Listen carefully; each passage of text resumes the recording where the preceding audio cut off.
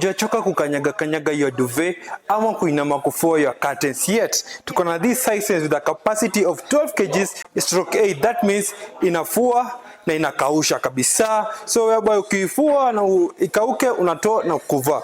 Alafu iko na spin speed ya 1400.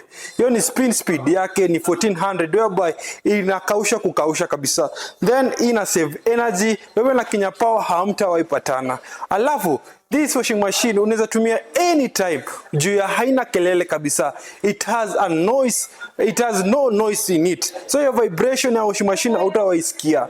Then inakuzia na affordable price of 77,000. Come you get this Hisense 12/8 kgs washing machine. Huku kwetu Atenza Home Appliances. Tuko located Hazina Trade Center, Mezzanine 1, shop number 2.